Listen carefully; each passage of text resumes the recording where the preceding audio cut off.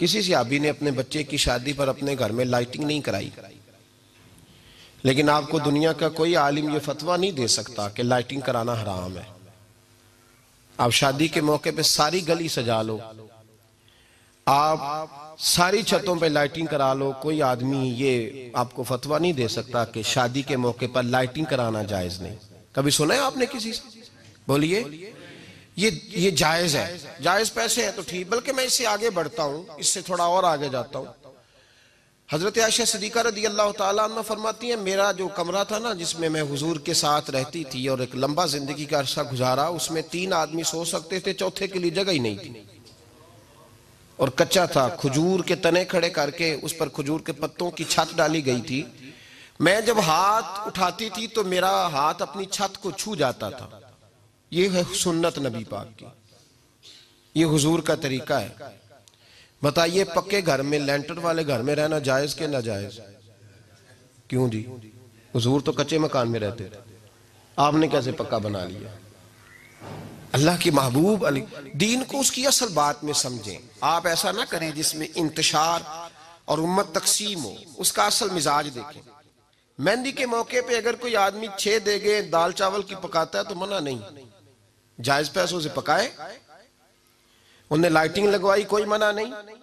सारे मोहल्ले को खाना खिलाया, कोई मना नहीं। बल्कि नबी पाक ने फरमाया बेहतरीन मुसलमान ही वो है जो सलाम पहले ले और रोटी ज्यादा खिलाए, तो बेहतरीन मुसलमान है। नाजायज क्या है? नाजायज है शादी के मौके पर बैंड बाजा बजाना, उसमें रक्स करना, उसमें भंगड़े डालना, औरतों मर्दों का इख्तलात होना, औरतों की मूवी बनाना, ये चीजें नाजायज है। तो जो नाजायज है उस पर पाबंदी लगाई जाएगी, जो जायज है उसके बारे में ये कहा जाएगा कि भाई एहतियात की जाए, सुन्नत की तरफ देखा जाए तो बेहतर यही है। लेकिन कोई किसी आदमी के पास जायज पैसे हों, वो 100 कनाल के घर में रहे, अगरचे सुन्नत ये नहीं, पर ये तो कोई फतवा नहीं ना दे सकता कि हराम है तेरा 100 कनाल के घर में रहना, कि है फतवा कहीं आपने सुना?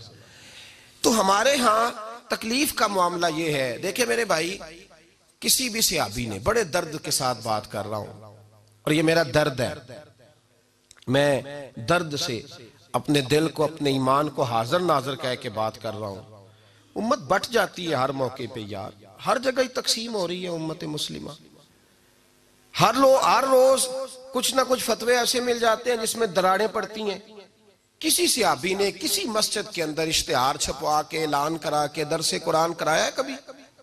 सीरतुन नबी का जलसा, खत्म बुखारी, मदरसे का दस्तारे फजीलत का जलसा, आपने इश्तिहार पढ़े हैं ना? ये सारे मकातिब फिक्र के होते हैं कि नहीं होते?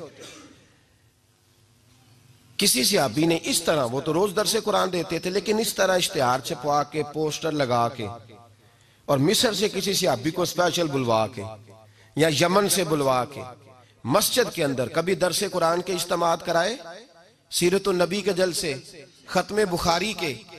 ओ भाई, ये सारी चीजें हुजूर के सहाबा की सुन्नत से मुरवजा अंदाज में साबित नहीं।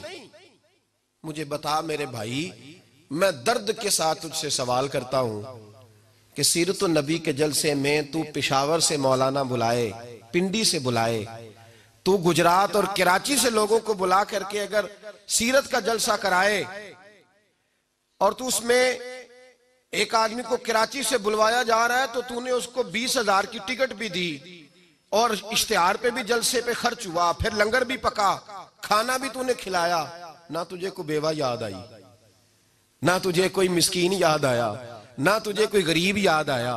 हालांकि कहना चाहिए था ना, ये जो लाख रुपया लग रहा है किसी बेवा की खिदमत कर देनी चाहिए, यतीम को दे देना चाहिए। दर्द के साथ बात कर। सवाल मेरा ये है कि वही काम जो सीरत के जलसे में होते हैं, पहले तिलावत होती है, फिर नात होती है, फिर किसी आलिम का बयान होता है, वही काम सिर्फ नाम बदल के किया जाए, ईद मिलादुन नबी नाम रखा जाए सल्लल्लाहु अलैहि वसल्लम। ये मैं आपके ज़हनों पे दस्तक दे रहा हूं, तकरीर नहीं कर रहा, सिर्फ दस्तक दे रहा। ओ भाई देखो, एक आदमी वही काम नाम बदल के करे तो जायज है, और अगर उसमें नबी पाक के मिलाद का नाम रख लिया जाए या नात का नाम रख लिया जाए तो फिर मुझे इजाजत दे, मैं तुझसे सवाल करूं कि सिर्फ तुझे हुजूर की तारीफ पूरी लगती है?